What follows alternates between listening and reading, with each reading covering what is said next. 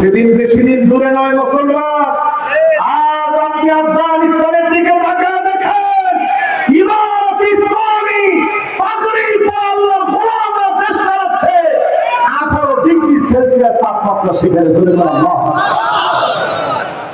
ভয়ঙ্কর আযাবের কথা নবীজি বললেন, চারদিকে দাও দাও করে আগুন জ্বলবে, আগুন লাগাতে হবে না, ডিম বাজার জন্য আপনি কড়াই নিয়ে রাস্তার মধ্যে রাখেন, বাড়ির ছাদে ওঠেন, সামান্য তেল ঢেলে দেন, একটু পরে কি আপনি ডিম ডালেন, কোন আগুন লাগবে না, এমনিতে ডিম ভাজা হয়ে যাবে। আলামত গুলা সহজ না, বোঝা যাচ্ছে আযাব গজব দিয়ে যিনি পরীক্ষা নিচ্ছেন তিনি কে। এরপরে আযাবটা কি শুনে ইয়ং একজন উঠছে, বাজার আযাবটা শুনে যেতে হবে। দেখি একজন এখনো টের পায়, এই তো মাশাআল্লাহ উনিও টের পেয়েছে। ঠিক আছে, দেখো সবাই তো তাকবীর দিল দেখি।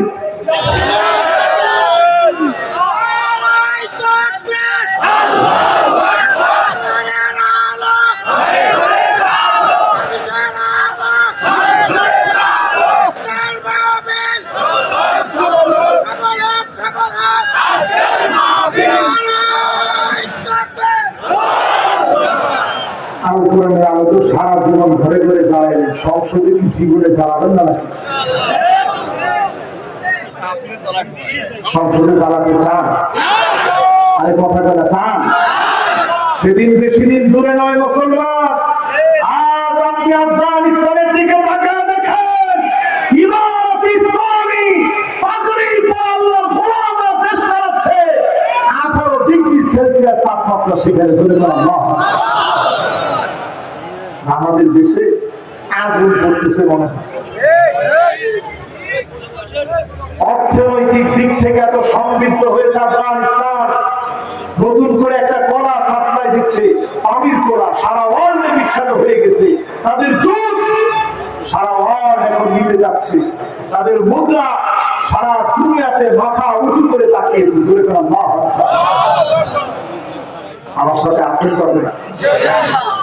আযাব আসতেছে 2 নম্বরে ভূমিকম্প, আরবের ভিতরে সিরিজ ভূমিকম্প হবে, মদিনার ভিতরে সিরিজ ভূমিকম্প হবে, মদিনার সিরিজ ভূমিকম্প হবে, আরো কসমস হবে, আমাদের ভূমিকম্পে পড়বে। যদি বাঁচতে চান আল্লাহর কোরআনে জিজ্ঞাসেন, যিনি আমাদেরকে বাঁচায় দেবেন তিনি কে? এরপরে শাস্তি আসবে কান খাড়া করে শুনে নেন, ভূমিধস শুরু হবে, হঠাৎ করে জমি আপনার বিল্ডিং সহ ঘিরে খেয়ে ফেলবে। আপনি ইউটিউবে সার্চ দিয়ে দেখবেন, আমেরিকায় শুরু হয়ে গেছে, পশ্চিমা দেশগুলোতে শুরু হয়ে গেছে, জায়গায় জায়গায় ভূমিধস হচ্ছে। যদি বাঁচতে চান কোরআনের দিকে আসেন, যিনি হেফাজত করবেন তিনি কে? কথা কি বুঝতেছেন সবাই? এরপর আল্লাহ নবী বলেন, এমন সময় আসবে আযাব হিসাবে ছেলে মেয়ে হয়ে যাবে, মেয়ে ছেলে হয়ে যাবে। আমার দেশে ট্রান্সজেন্ডারকে প্রমোট পর্যন্ত করা হয়েছে, ঠিক কিনা বলে? নাটকের ভিতরে জবান সে ক্ষমা পাচ্ছে, মাফ করে দেন আমাদের। এর যিনি প্রতিষ্ঠাতা তিনি একজন মুসলিম। আমরা আলেমরা দায়িত্ব নিয়ে বলেছি, দেশীয় পণ্য কিনে হও ধন্য, দেশীয় পণ্য কিনতে আমরা উৎসাহ দিয়েছি। সেই ওয়ালটন, এটা দোষটা ওয়ালটনের না, দোষটা কার? এজেন্সি কোম্পানি যারা আছে, সেই কোম্পানিগুলো ওয়ালটনের কাছ থেকে মূলত অ্যাড নিয়েছে, এদের হচ্ছে মূল অপরাধ। এরা চেয়েছে সুকৌশলে দেশীয় পণ্যের বাজার ধ্বংস করে বিজাতীয়দের পণ্য আমাদের দেশে ঢুকাইতে, ঠিক কিনা? ফরিদপুর মধুখালীর দিকে তাকায় দেখে আমার মুসলমানকে পিটায় মারা হয়েছে,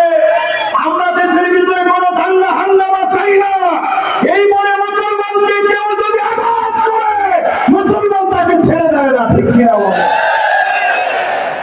আমরা তো সেই জাতি। মোদার বন্দরে মাত্র 3000 সাহাবী, অন্যদিকে লাখ হেরাক্লিসের বাহিনী মুসলমান যখন লড়াই শুরু করেছে, তারা পরাভূত হয়েছে, 12 জন শহীদ হয়েছে। খালিদ বিন ওয়ালিদের 12টা অস্ত্র ভেঙে দিয়েছে। মুসলমানকে যিনি বিজয় দিয়েছেন তিনি কি? মধুখালীতে প্রতিবাদ করতে গেছে আমার প্রশাসনের পুলিশের ভাইরা অনেকের বুকের মধ্যে গুলি চালিয়েছে।